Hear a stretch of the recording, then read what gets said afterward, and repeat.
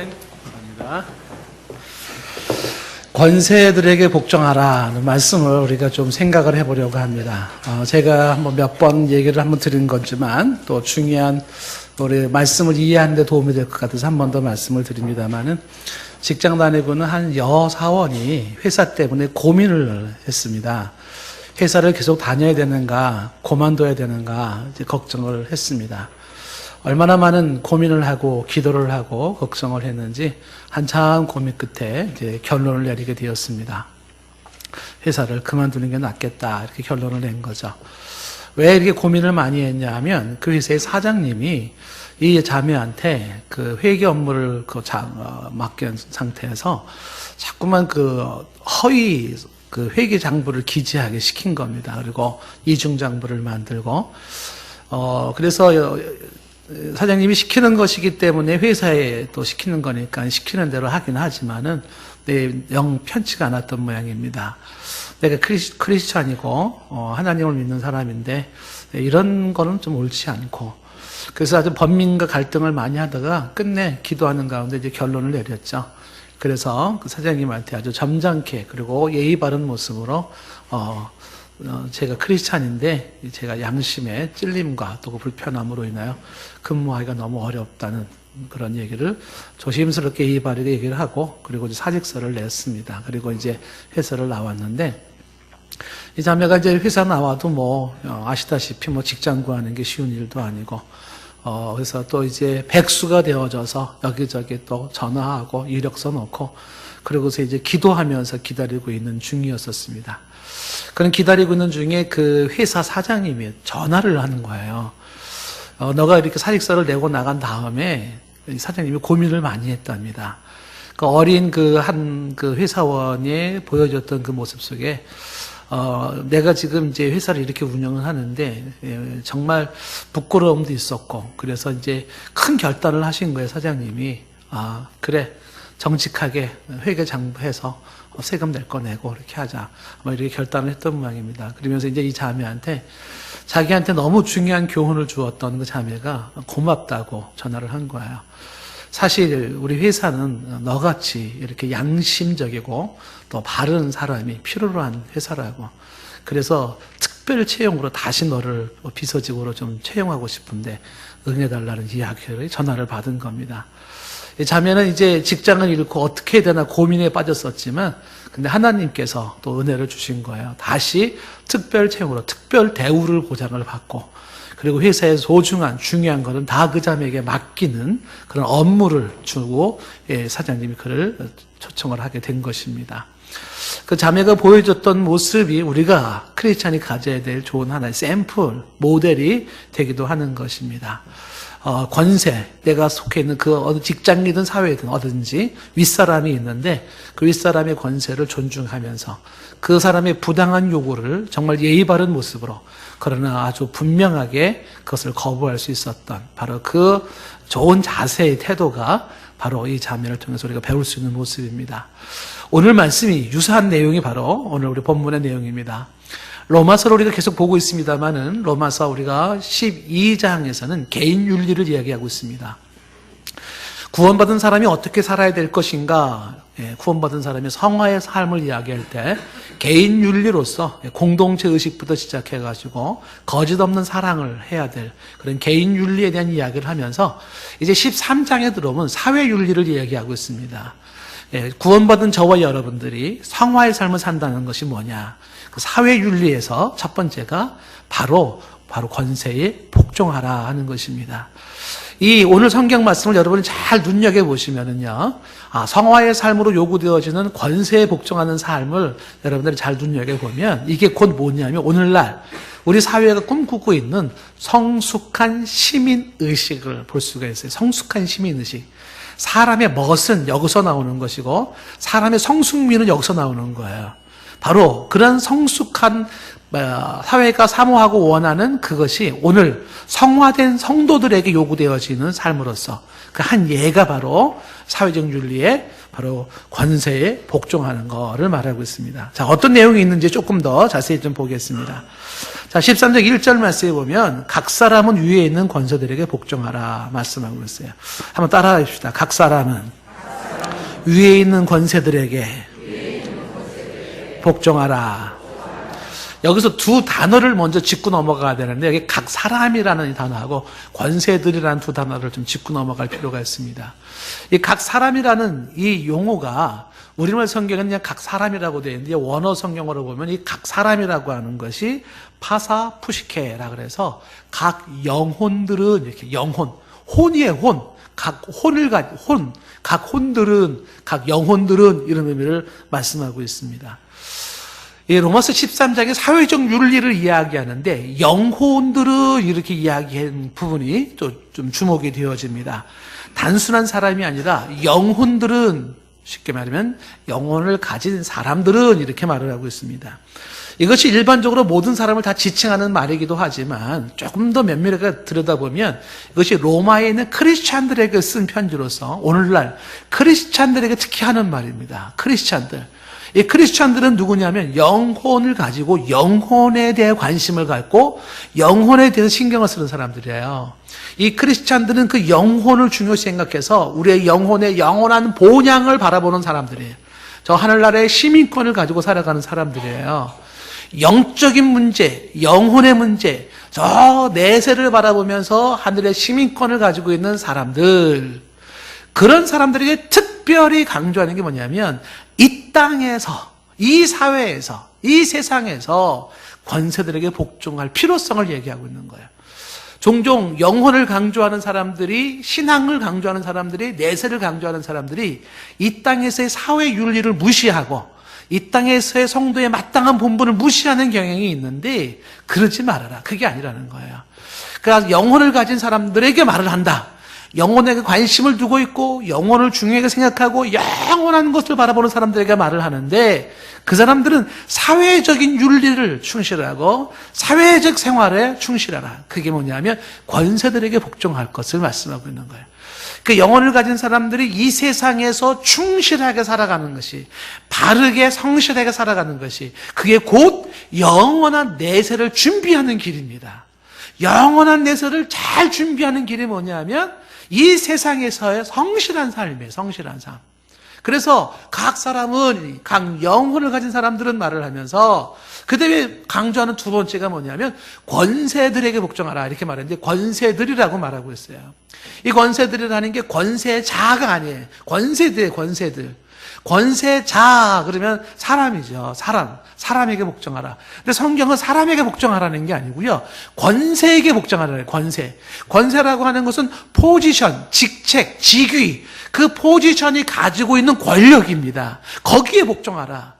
우리에게 영혼을 가진 성도가 사회적 윤리를 다하는 것이 뭐냐면 어디를 가든지 각각의 직책들이 있어요. 뭐 어디를 가든지 그 직책이 가지고 있는, 그 직책, 직분이 가지고 있는 권력, 권세가 있어요. 거기에 복종하는 자세를 가져라 라는 얘기를 하고 있는 것입니다. 사람에게 복종하는 것이 아니다 라는 얘기를 강조하고 있는 것입니다. 자, 그러니까 무슨 얘기를 말하는 거냐면 우리가 보통 어디를 가서 어떤 사람의 말을 듣는다라고 하는 것은 그 사람이 얼마나 된 사람이고 얼마나 나은 사람이고 이런 문제를 논하기 전에 그 사람이 가지고 있는 지위, 그 사람이 가지고 있는 직책, 그 직책에서 가지고 있는 권세 때문에 그에게 우리는 귀를 기울이고 그를 존중하고 그에게 순복을 하는 것이다. 사람의 권세는 직책이 만드는 거예요. 직책, 지위가 만드는 겁니다. 그래서 이 사람이 이 직책, 이 지위를 떠나면 어떻게 되냐면 그 권세 없는 거예요. 이 사람은 의미가 없습니다. 지금 우리 대통령, 문 대통령이 지금 대통령이 있잖아요. 그러면 우리가 문재인 대통령에게 복종하는 게 아니에요. 대통령이라는 포지션 때문에 거기에 우리가 복종을 하는 것입니다. 만약에 대통령이 떠나잖아요. 그러면 그냥 평범한 문재인 전직 대통령인데 그분에게 복종할 이유는 없어요. 새롭게 주어진 대통령에게 또 복종을 해야 되는 거예요. 그게 뭐냐면 사람에 대한 복종이 아니다. 포지션, 직책에 대한 복종이다. 이게 권세자들에게 복종하라 이렇게 말하지 않고 권세들에게 복종하라 이렇게 이야기를 하고 있는 것입니다. 자, 그 얘기를 하고 있는 것이죠. 기본적으로 사람이, 권세를 가진 사람이 어떤 직책에 올라가서 그 권세를 잘못 쓰고 혹은 남용하고 권세를 통하여 오히려 횡포를 하거나 뭔가 불의를 행할 수가 있습니다.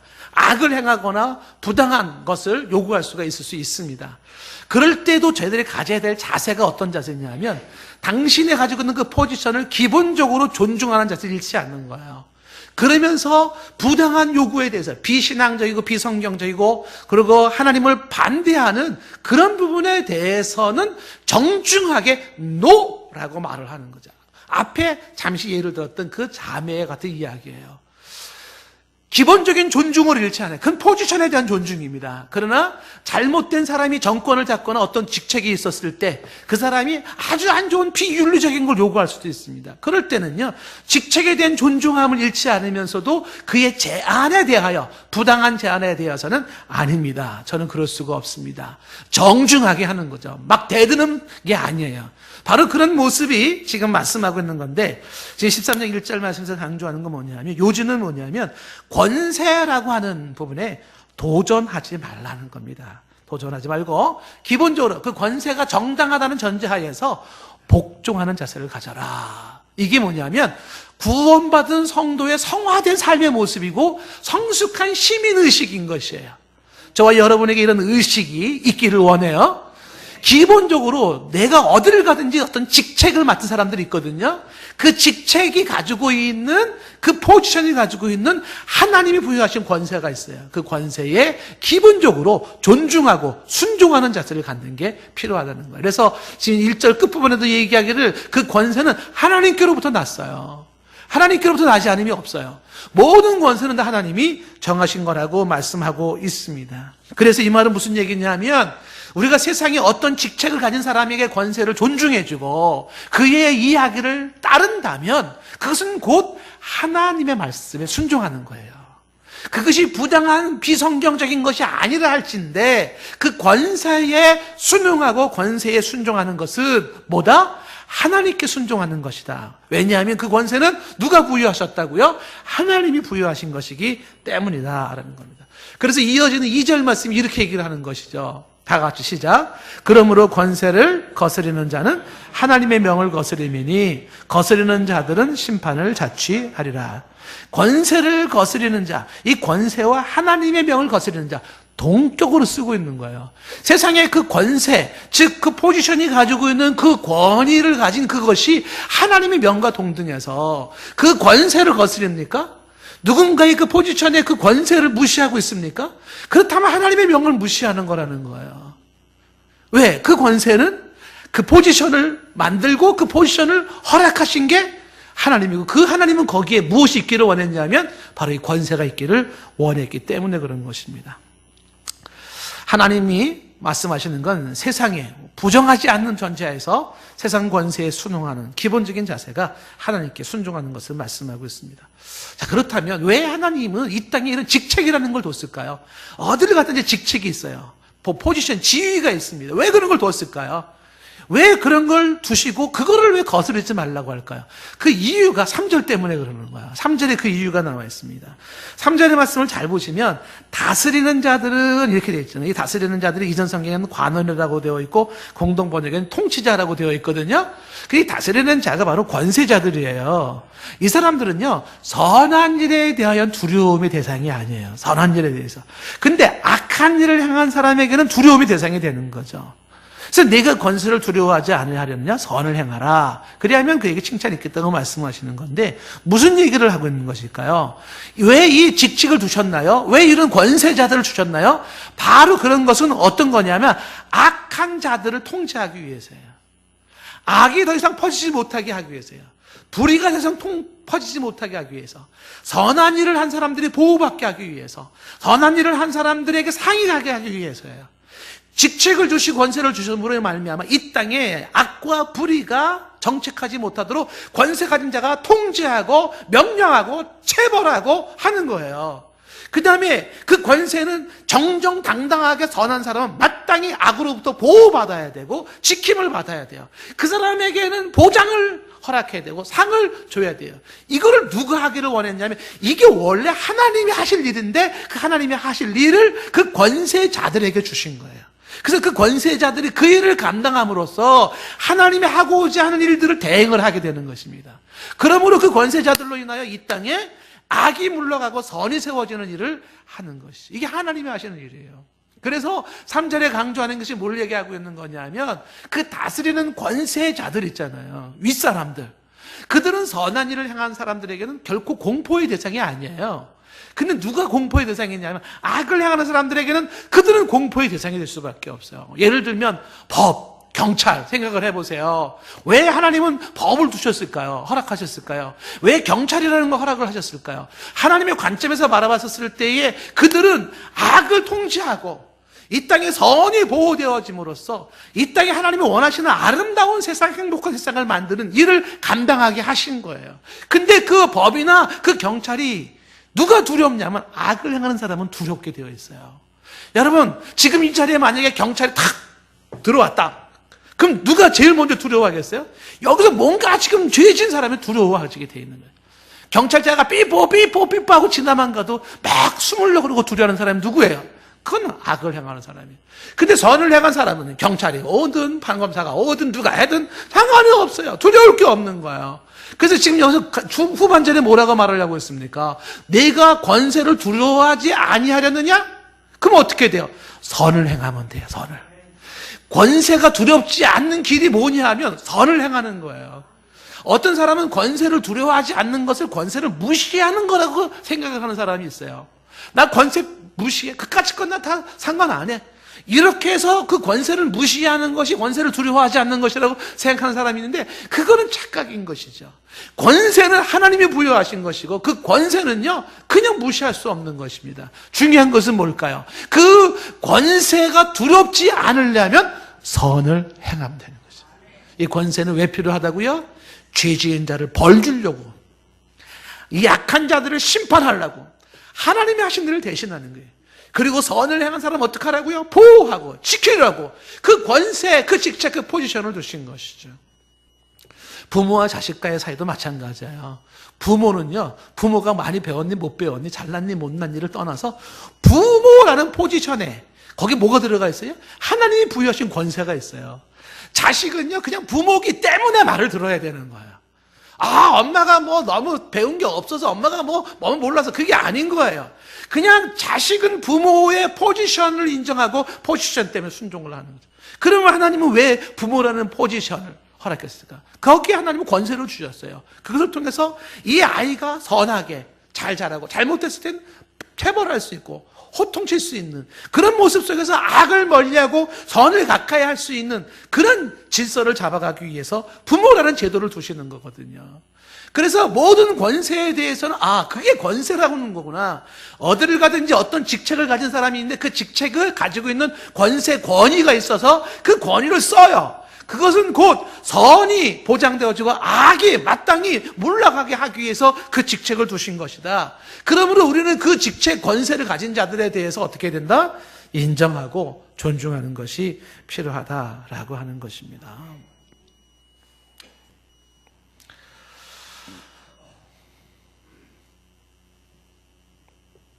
자, 만약에 권세를 가진 사람이 나쁜 사람이에요. 아주 나쁜 사람이, 악독한 사람이 권세를 가졌어요. 어떤 포지션에 올라갔습니다. 막 그런 높은 위치에. 그 이 사람이 그 권세를 막 휘둘르는데 소위 말하는 남용하는 거죠. 막 나쁘게 막 해요. 근데 그럴 때는 선을 행하는 사람들과 의를 행하는 사람들이 선의의 피해를 받고 핍박을 받게 되어 있습니다. 그렇게 핍박을 받을 때에도 이 핍박받는 이 진정한 의로운 사람들 있잖아요. 권세 아래에서 핍박을 받고 있는 이 의롭고 신앙적인 사람들 있잖아요. 이런 사람들은 그때도 그 권세가 그리 두렵지가 않아요. 그 이유는 왜 그럴까요? 나는 선에 속했기 때문에 그렇습니다.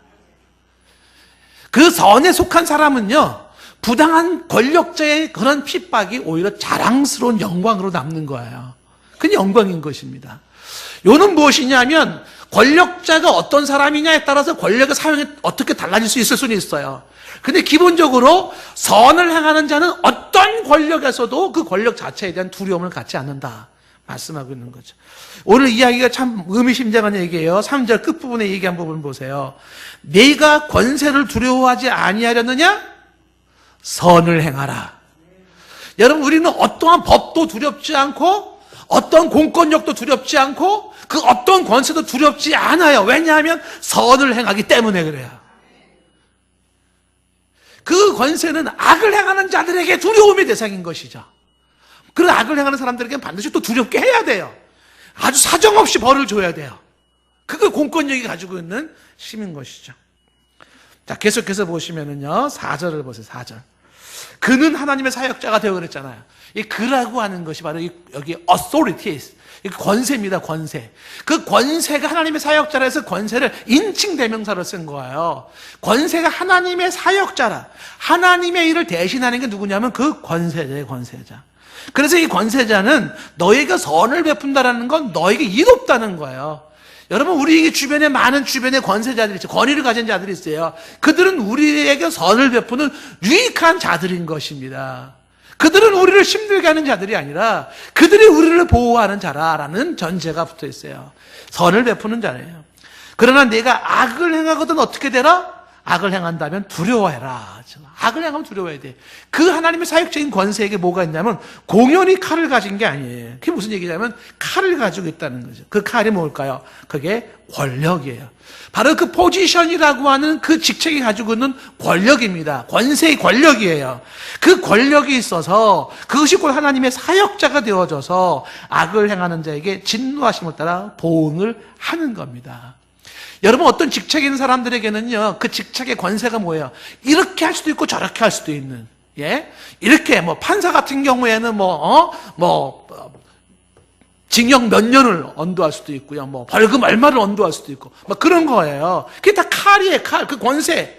그 칼이 누구에게 필요한 거냐 하면, 악을 행하는 자들에게, 그 악을 행하는 자들에게 진노하심을 따라 주어지는 보응인데, 그것이 뭐예요? 하나님이 하시는 일을 대신하는 거예요. 하나님은 악을 행하는 자들에게 진노하시고 악을 행하는 자들을 보응하시는데 그걸 지금 이 세상에서 누구를 통해서 하시냐면 세워진 권세자들을 통하여 하시는 것입니다. 쉽게 말하면 하나님이 석수장이라고 한다면 하나님 손에 지금 진이 들려있고 망치가 들려있는데 이 진과 망치가 바로 권위자들이에요. 하나님은 이 손에 들려있는 이 권세자들을 통해서 깎아나가는 거죠. 잘못된 것들을 치는 것이죠. 그 하나님의 도구로 쓰여지는 것이 바로 권세자들이다라고 하는 것입니다. 그런 의미에서 이 권세자들은요, 지금 성경에 말하는 대로 악을 행하는 자들에게 대해서는요, 정말 사정없이 보응을 해야 돼요. 만약에 권세자를 가지고 있으면서도 어떤 직책이 있으면서도 내가 이렇게 명령할 수도 있고 이렇게 지시할 수도 있고 이렇게 할 수도 있음에도 불구하고 그거를 안 한다면 그게 직무유기인 거예요. 마땅히 선을 행하는 사람들에게는 보호를 하고 악을 행한 사람에게 내가 가지고 있는 권세 범위 안에서 그 사람을 향하여 제재를 가하고 형을 가하고 벌을 주고 해야 되는 거죠. 그래서 이 공권력이나 일반 권세자가 가지고 있는 칼이라고 하는 그 칼은요, 날카로워야 돼요. 그럼 무서워야 됩니다. 그래서 사정없이 자를 거 잘라내버려야 되는 거예요. 그게 하나님의 뜻을 이루는 길이에요. 이 땅에 불의가 판을 못 치게 만드는 것이에요. 그게 바로 정의가 사는 길인 것이죠. 자, 5절 말씀에 계속해서 보시면 그러므로 복종하지 아니할 수가 없어요. 우리는 권세에 복종을 해야 되는데 근데 복종에 두 가지 이유가 있습니다. 진노 때문에 복종하겠습니까? 아니면 양심을 따라 복종하겠습니까? 복종의 두 가지 이유는 진노 때문에 하는 복종이 있고 진노가 두려워서 하는 복종이 있고 또 하나는 양심 따라서 복종하는 게 있어요. 성숙한 시민은 어떤 사람들일까요? 구원받은 성도의 성화된 크리스천들은 어떤 사람들일까요? 그 진노가 무서워서 권세에 복종할까요? 아니면 양심을 따라 그 권세에 복종을 할까요? 당연히 양심을 따라 복종하는 거예요. 여러분, 가지고 있는 권세자의 칼이 무서워서 그 진노가 무서워서 복종하는 사람이기보다 내가 마땅히 해야 할 도리가, 내가 하나님 앞에서 가져야 될 자세가 하나님이 세우신 직책들에 대해서 내가 양심을 가지고 그들이 칼이 무서워서가 아니라 하나님이 내게 요구하시는 것이고 마땅히 해야 할 거라는 그런 가치관 속에서 그 권세에 순복하고 순응할 수 있는 그런 것, 바로 이것이 성숙한 시민의 모습이고 성화된 사람의 모습인 것이죠. 미숙한 사람의 특징은, 성화가 안 됐거나 미숙한 사람의 특징은 뭐냐면요, 매를 들어야지 말을 들어요. 여러분, 진노의 이 매를 들어야 말을 듣나요? 아니면 그냥 성숙한 양심에 따라서 말을 듣나요? 목사님 한 분이 개를 키우신대, 진돗개를 키운대. 그래서 내가 그 진돗개 새끼 좀 한 마리 좀 달라고 그러니까 그럼 준다는 거예요. 그래서 얘기가 나오기로 이런 얘기가 나왔어요. 근데 요즘 뉴스에 개가 자꾸 사람을 물어가지고 이게 지금 뉴스거리가 된다. 근데 그 진돗개를 키우는 목사님이 개가 사람을 물지 않게 개에게 사회성 교육을 시키면 된대요. 그래서 무슨 개한테 사회성 교육을 시키냐? 그게 뭔 소리냐? 그러니까 사회성 교육을 시키는 게 간단하더라고요. 이 개를 사람들이 있는 데를 데리고 나가는데 자꾸만. 그래서 이 개가 사람을 보고 이럴 때 개 패듯이 팬대요. 그냥 막. 그렇게 몇 번만 하면요, 사회성이 다 길들어져가지고 사람 보면 으르릉 안 하고 안 문답니다. 근데 꼭 이런 사람들이 있어요. 이렇게 맞아야 말 듣는 사람들이 있죠. 그런 사람들은 뭐랑 비슷하다? 이 얘기가 이상해지는 거예요. 여러분, 꼭 무슨 무서움에, 진노에, 두려움 때문에 말을 듣는 사람 되지 마시고요. 그런 게 아니라 우리는 정말 인격을 가진 사람이잖아요. 때려서 말 듣는 사람이 아니라 내 양심이 마땅히 삶의 본분이 뭐냐, 도리가 뭐냐, 하나님이 우리에게 주신 질서가 뭐냐, 권세에 순복하는 거구나. 그 권세자의 칼이 무서워서가 아니라 내 양심을 따라서 그 권세를 존중하고 말을 듣는 그 성숙한 시민, 그 성숙한 성화된 사람의 모습이 우리의 모습이기를 원합니다. 맞고 자랄래? 안 맞고 자랄래? 이런 질문하는 것도 유치해요, 사실. 그렇죠? 예. 지금 말씀에 지금 얘기하는 게 그 얘기예요. 5절 말씀에 그러므로 복종하지 아니할 수가 없는데 진노 때문에 할 것이 아니라는 거죠. 권세자의 진노가 무서워서 하는 게 아니라는 거예요. 양심을 따라 할 것이니라. 자, 그래서 이제 예를 든 것이 뭐냐 하면, 예를 들면 뭐냐면 6절에 세금 문제가 나온 거예요. 세금부터 잘 들여라, 이렇게 되는 거예요. 6절에 너희가 조세를 바치는 것도 이름 알미없다. 이 조세라고 하는 말이 이제 이전 개혁성경에는 공세라 그래서 나라에 바치는 세금 이렇게 되어 있어요. 근데 이게 이제 정확한 의미는 여러 의미가 있을 수 있지만 그냥 세금이라고 생각하시면 됩니다. 그런데 그들이라고 할 때 그들이라고 하는 게 권세들이거든요. 그 권세들의 하나님이 일꾼이래요. 권세들이 하나님이 일꾼이래요. 근데 흥미로운 게 하나님이 일꾼이라는 이 일꾼이 앞에서 얘기했던 하나님의 사역자라는 그 사역자는 단어가 달라요.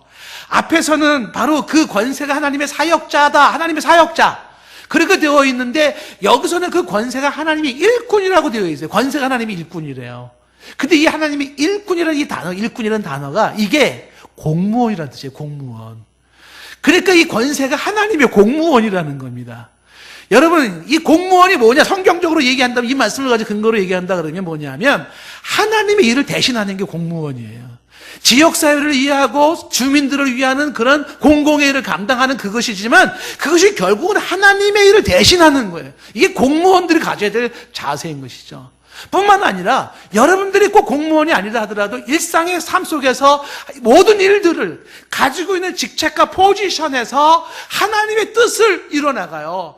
권선진악을 가지고 정말 선을 보호하고 악을 멀리하는 일에 그렇게 내 직책과 그 직분을 활용한다면 하나님의 일을 대신하는 공무원이 되는 거예요. 그게 하나님의 일꾼이다, 이렇게 되는 거죠. 그러니까 하나님이 일을 한다라고 하는 것은 직분자들이 가져야 될 자세가 그러하고 동시에 그러한 하나님의 일을 하는 모든 권위자들에 대한 우리의 존중과 그리고 그들에 대한 순복이 필요하다. 그것이 한 예로 나온 게 세금을 정당하게 바쳐라 라고 하는 것입니다. 세금을 정당하게 바쳐라. 제가 이 세법에 대해서는, 현행세법에 대해서는 제가 잘 몰라요. 근데 이제 크리스천의 경제관에 대한 얘기를 이제 별도로, 그거는 경제관의 논리가 있으니까 이제 경제관 세미나를 한번 했는데 한 분이 이런 질문을 하더라고요. 요즘 세금을 정직하게 내는 사람은 바보입니다. 이렇게 얘기를 하더라고요.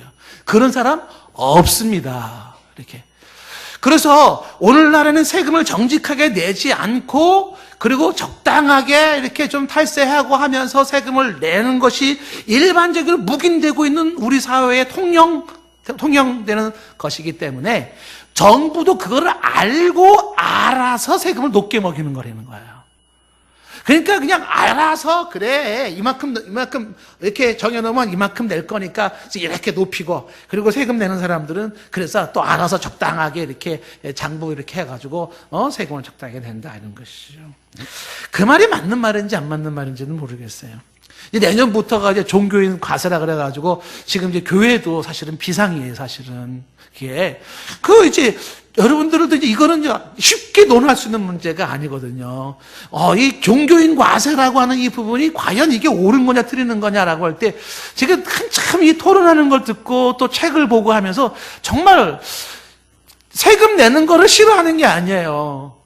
마땅히 세금을 내는데, 근데 이게 뉘앙스가 묘하더라고요. 마치 교회는 사업장, 영리이득을 목적으로 하는 사업장 개념이 굉장히 강하게 느껴지고, 목사라고 하는 직책도 이거는 왠지 무슨 사업하는 사업주 개념이 느낌이 자꾸 들어지는 거예요. 비영리 재단 개념이 아니라, 그때 이득을 창출하는 게 아니냐. 뭔가 좀 이게 이상한 느낌도 들어가고, 이거 논란할 것이 많이 있어요. 근데 회의론하고 중요한 거는 뭐냐 하면, 세금을 내야 된다면 내야 되는 거예요. 내도 정정당당하게 바르게 내는 거죠. 여기는 이유가 없어요. 왜? 그게 성경의 가르침이에요. 지금 우리가 권세에 복종한다라고 하는 것으로 예를 든 것이 예를 들고 있는 거냐 하면 세금을 내라. 그것이 세금을 내라는 게 지금 6절 말씀인데, 이어지는 7절에도 이렇게 얘기를 하고 있어요. 뭐라고 말했냐면 모든 자에게 줄 것을 주되라고 되어 있잖아요. 이 줄 것을 주라는 게 지킬 것은 지켜라 그런 뜻이거든요. 시민으로서, 국민의 한 사람으로서 지킬 거는 지켜라. 이게 뭐예요? 지킬 거 지킨다는 게 이게 성숙한 시민의식이고 성화된 성조의 삶이라는 거예요. 소위 말하는 국민의 4대 의무라는 게 있잖아요. 지킬 거 지켜라. 납세 의무 지켜라. 국방의 의무 지켜라. 교육의 의무 지켜라. 근로의 의무 지켜라. 환경 보존의 의무 지켜라. 그럼 지키라 이거예요. 왜? 그게 모든 자에게 줄 것을 지키고 지킬 건 지키는 거죠. 공공질서 지켜라. 법 지켜라. 하나님이 말씀하시는 거예요. 이게 권위에 순복하는 자의 모습인 것이죠. 성숙한 자의 모습이라고 말씀하고 있습니다. 기본적으로 얼마만큼 우리는 그럼에도 불구하고 미처 못 지키는 게 있을 수도 있을지 모르겠지만, 그러나 기본적인 자세가 뭐냐면 지킬 건 지키는 거구나. 이게 마땅히 내가 살아갈 삶의 모습이구나. 이런 자세를 갖는 거죠. 그래서 7절에 지킬 걸 지키라는 것을 줄 것을 주라고 얘기하면서 조세받을 자에게 조세를 바치고 관세받을 자는 관세를 들으라고 했는데, 이 조세나 관세는 사실 애매모호한 구분이 사실은 어려워요. 근데 같은 맥락의 세금이라고 보면 됩니다. 보통 조세라고 하는 건 앞에 공세라 그래서 국가에 바치는 세금인데, 이게 피정복 국가가 지배 국가에 바치는 조공의 개념으로 이해하는 경우도 있어요. 조공. 그리고 관세라는 것을 일반적인 국가에 내는 세금으로 이해하는 경우도 있는데, 혹은 전자는 사람에게 붙이는 관세고 하나는 물건에 붙이는 관세고 이렇게 얘기하는 사람도 있어요. 그런데 어쨌든 이 조세나 관세라는 것은 세금으로서 세금을 내라 그렇게 해요. 그리고 두려워할 자를 두려워하고 존경할 자를 존경하라고 이야기를 하고 있습니다. 이야기에서 강조하는 것은 뭐냐면 우리에게 복종해야 하는 권위자들이 있다는 것을 말씀하고 있어요. 여러분 잘 보세요. 우리가 사회생활하면서 복종해야 될 권위자들은 누가 있는지 한번 생각을 한번 해보십시오. 모든 직책이 그 직분이 가지고 있는 권세가 있어요. 하나님이 부여하신 그 권세를 존중해야 될 때, 좀 전에 대통령이 가지고 있는 권위와 권세가 있잖아요. 판검사가 가지고 있는 권위 권세가 있잖아요. 그들뿐만이 아니에요. 공무원들뿐만이 아니라 심지어는 공무원에서 일하고는 주차 요원들도 주차 요원이라는 포지션이 가지고 있는 권세가 있어요. 그 권세를 인정해야 됩니다. 그의 말 들어야 돼요. 거기 차 대지 마세요. 그럼 차 대지 말아야 돼요. 이쪽에 됐으면 이쪽에 돼야 되는 거예요. 말을 들어야 되는 거예요. 네가 뭔데 그래? 이럴 문제가 아닌 것이죠. 모든 직책이 가지고 있는 그 권세에 복종을 하라. 통장, 동장, 반장, 그 직책에 대한 권세를 인정해 주셔야 됩니다. 기본적으로 병원에 가면 의사라는 포지션이 갖는 어서리티 권위가 있습니다. 간호사가 가지고 있는 어서리티 권위가 있는 거예요. 그걸 존중해야 됩니다.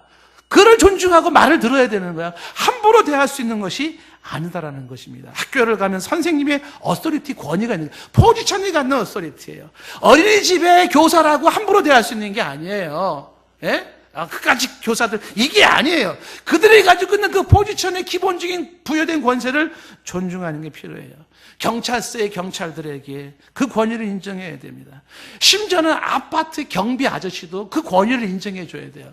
아파트 경비라는 포지션이 가지고 있는 권세가 있어요. 그걸 무시하면 안 된다는 것입니다. 은행에 가면 은행원들이 가지고 있는 포지션이 있어요. 그걸 존중해 주셔야 되는 거죠. 할 수 있겠습니까? 저와 여러분들은 그런 성숙한 시민이기를 원해요. 정중하게 그 포지션을 인정해 주시고 그의 말을 듣는 거죠. 교회에 오면 교회 직분자들이 있잖아요. 교회 회장이 있잖아요. 회장님 그 권위 인정해 주셔야 됩니다. 그리고 그 권위를 인정하고 말을 따라줘야 되는 거예요. 교회에 구역장이 있잖아요. 구역장 권위 인정해 주셔야 됩니다. 따라주셔야 됩니다. 니캉내캉 말 놓고 지내는 사이인데 뭘 따라. 이게 아니죠. 말을 놓을 때 놓더라도 구역장이니까 구역장님 대우를 해주셔야 되는 거예요. 그의 말을 따라야 되는 거예요. 교회 학교 교사도 마찬가지고요. 제가 이 설교를 준비하는데 제가 예전에 생각이 스쳐가더라고요. 제가 이제 20살에 서울로 올라왔습니다. 강원도 철원 촌사람이 20살에 서울로 올라와서 강남구 방배동에 있는 돌아가신 신영근 목사님 교회 성민교회를 다녔는데 온 지 얼마 안 되졌는데 그 성민교회에서 저에게 교사를 시킨 거예요. 그래서 이제 올라오자마자 그 교회 5학년 학생들을 맡아서 교회 학교 교사를 했어요. 제 자신이 너무 어리고 미숙한 상황이었었죠.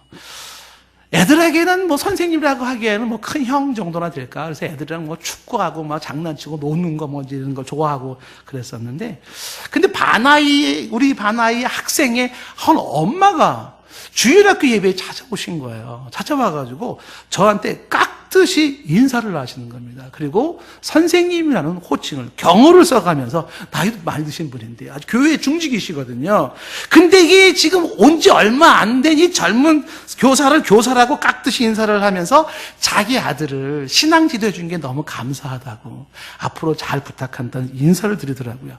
제가 그때 그 인사를 받았을 때 상당히 충격이었습니다. 왜냐하면 그 인사를 받을 만한 자격이 저는 안 된다고 생각을 했었거든요. 근데 그 엄마는 그렇게 보지 않았던 것 같아요. 그래서 이 아이들을 중심으로 제가 이제 야 너네들 우리 같이 나랑 성경 공부할래? 그래가지고 아이들이 글 없는 책을 가지고 6주 동안 성경 공부를 하자 얘기를 했습니다. 그래서 주일날 4시에 교회로 와라. 그래서 같이 성경 공부하자 그랬어요. 그리고 다음 주일날에 과연 4시에 이 아이들이 몇 명이나 올까? 저는 사실 기대를 안 했습니다. 애들이 오면은 뭐 한 명이나 올 거, 어쩌면 아무도 안 올지도 모른다 생각을 했어요. 근데 애들이 다 나온 거예요. 성경 공부하겠다고. 왔는데 그냥 온 게 아니라 다 연필 들고, 그 다음에 뭐 노트 가지고 성경책 가지고 책가방 가지고 다 애들이 공부하러 온 거예요. 그 깜짝 놀랐어요. 얘네들이 이 조그만 것들이 뭘 이렇게. 그래서 그 성경 공부를 하려고 하는데 또 다른 엄마가 아이를 하나 데리고 온 거예요. 와가지고 우리 애도 좀 같이 성경 공부 시켜주면 안 되겠냐고 부탁을 하는 겁니다. 그러면서 아이에게 좀 정중하게 성경 공부를 같이 할 수 있도록 요청을 하는데 제가 속으로 제가 이렇게 대단한 사람이 아니거든요. 제가 시골에서 올라온 지 이제 6개월밖에 안 됐거든요. 아직도 촌티가 줄줄 흐르고 있거든요. 아직도 나이도 이렇게 어리고요. 저 성경 자체도 잘 모르고요. 속으로는 너무 부담스러웠었어요. 근데 아이들이나 부모들이 선생님의 대우를 해주는 그 모습이 저에게는 굉장히 당황스러웠는데 세월이 엄청 흐른 지금에 와서도 지금 돌아볼 때 그 부모들이 그렇게 존경스럽게 보여진 이유는 뭘까요? 권위를 인정할 줄 아는 부모들이었었다는 겁니다. 어리다고요? 촌티가 흐른다고요? 아직도 부족하다고요? 교사 선생님? 아유 교사 무슨 끝까지 교사 말 뭘 들어? 필요 없어. 그럽니까? 그게 아닌 거예요. 사람들이 다 그 학부모들 같은 자세를 가지고 있지는 않을 거예요. 어떤 사람들은 정말 권위에 도전하고 권세자를 향하여서 소리를 지르면서 폭력을 쓰고, 네가 뭐뭐면 다야, 네가 선생님은 다야, 네가 경찰이면 다야, 이런 사람들이 있지 않아요? 이렇게 권위에 도전하는 게 자기의 용기라고 착각하고 있지 않아요? 그렇게 권위에 도전하는 것을 자신의 야성미라고 착각하고 있지 않아요? 그렇게 권위에 도전하는 것을 자신의 대단한 존재요, 자신의 똑똑한 것이라고 착각하는 거 아닙니까? 그렇게 권위에 도전하는 것이 자신의 우월감을 드러내는 거 아닙니까? 착각하면 안 돼요. 아니에요. 그런 모습은 있잖아요. 부끄럽기 짝이 없고 교만하기 짝이 없고 추하기 짝이 없는 모습이지, 거기서 무슨 자신의 잘난 모습 아닙니다. 괜히 정의로운 척하지 마시고요, 괜히 똑똑한 척하지 마십시오. 진짜 잘나고 진짜 똑똑한 사람이라면 권위를 인정할 줄 아는 사람이에요. 아무리 나이가 어리다 할지라도, 아무리 별 볼 일 없다 할지라도 그 포지션이 가지고 있는 권세가 하나님으로부터 주어져 있기에 그 권세를 정중히 인정하고 그 앞에 고개를 숙이는 겁니다. 이게 똑똑함이고 이게 성숙함이고 이게 야성미고 이게 멋진 용기죠. 헷갈리면 안 돼요. 권세와 권위자를 존중하는 자세, 그게 멋진 모습이에요. 그게 성숙한 시민 모습이고 구원받은 성도의 성숙한 모습인 거라는 겁니다. 물론 이 권세에 복종한다는 것은 권력에 대한 아부를 하라는 걸 말하는 게 아니에요. 서론에서 말한 것지만 여러분, 권력에 대한 아부가 아닌 것은 잘못된 권세자가 잘못된 걸 요구할 때는 뭐라고 말한다고요? 노라고 말을 하는 겁니다. 아닙니다, 할 수 없습니다 라고 말을 합니다. 분명히 저항해야 됩니다. 그러나 그 노를 말하는 것과 저항하는 그 속에도 당신의 포지션이 가지고 있는 권세를 기본적으로 인정하고 들어가는 거예요. 당신의 권세를 인정하고 당신의 포지션을 인정합니다. 그렇지만 당신의 이 비성경적인 요청 앞에서는 제가 받아들일 수가 없습니다 라는 예의 바른 모습에, 아주 조용하지만 단호한 모습에 이 성숙미가 요청되는 것이죠. 여러분, 권세에 복종하는 건 말이에요, 하나님의 창조 질서에 복종하는 건데, 이 하나님의 창조 질서에 복종하는 것이 곧 그것이 너와 나의 삶의 이 사회를 아름답게 만드는 것이고, 하나님의 창조 질서에 복종하는 이 복종으로 말미암아 너와 나 사이에 진정한 선이 정착되고 행복이 정착되는 것인데, 그것이 곧 다 나한테 오는 거예요. 내가 권위에 복종했더니, 내가 권위에 순종했더니 그것이 그런 사회를 만들고 그런 공동체를 만들어 그게 다 나를 행복하게 만들고 나를 아름답게 만들고 나를 지키는 모습이라는 것입니다. 베드로전서 2장 13절 14절 말씀에 사도 바울은 분명히 얘기하죠. 인간의 모든 제도를 주를 위하여 순종하라는 겁니다. 혹은 위에 있는 왕에게 순종을 하거나, 아니면 14절에 혹은 그가 악행하는 자를 징벌하고 선행하는 자를 포상하기 위해 보낸 총독에게 순종하라는 겁니다. 이 권세자는 이제 악행하는 자를 징벌하기 위함이고 선행하는 자를 포상하기 위함인데, 그런 자들에게 복종하라는 겁니다. 오늘 설교의 요지는 하나입니다. 권세에 복종하라. 말씀